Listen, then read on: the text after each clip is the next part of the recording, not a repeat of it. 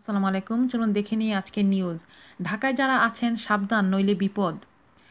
ফার্মগেটে হঠাৎ দেখতে পেলেন কতগুলো মানুষ একজন মানুষকে মেরে রক্তাক্ত করে চলছে, আর সে আপনাকে বলছে, ভাই সাহায্য করেন। আপনি দয়া দেখাতে গিয়ে রক্ষা করতে এগিয়ে গেলে বিপদ হতে পারে। ওরা আপনাকে মেরে সব কিছু নিয়ে যেতে পারে, কারণ তারা সংঘবদ্ধ প্রতারক চক্র। ২. ওভারব্রিজের উপর মহিলা কাঁদছে যে সে যাবার সাথে সাথে দেখা করবে, তার মোবাইলে কল দিতে হবে, কিন্তু তার কাছে টাকা নেই। বলবে আপনার মোবাইল দিয়ে সেই লোকের নাম্বারে মিস কল দিলেও সে ব্যাক করবে, আপনি কল দিলেন তো ফাঁদে পড়লেন। ওরা নিরীহ মানুষ দেখে তাদের নম্বর সংগ্রহ করে ও পরবর্তীতে সেই নম্বরে কল করে লোভনীয় প্রস্তাব দেয়। রাজি হলে আপনাকে তাদের আস্তানাতে নিয়ে ব্ল্যাকমেইল করবে। ৩. শাহবাগ মহাখালী যাত্রাবাড়ি জ্যামে আটকে আছেন।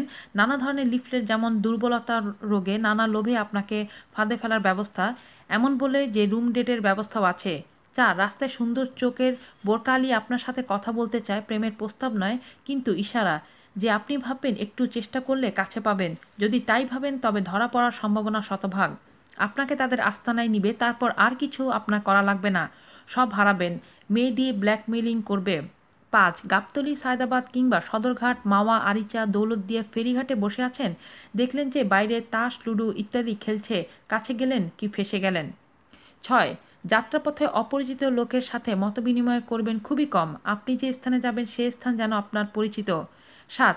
রেলগাড়ির ছাদে চলাচল করা থেকে বিরত থাকবেন, কারণ একদল ছেলে পাওয়া যায় যারা রেলের ছাদের উপর থেকে ছিনতাই করে ছাদ থেকে ফেলে দেয়।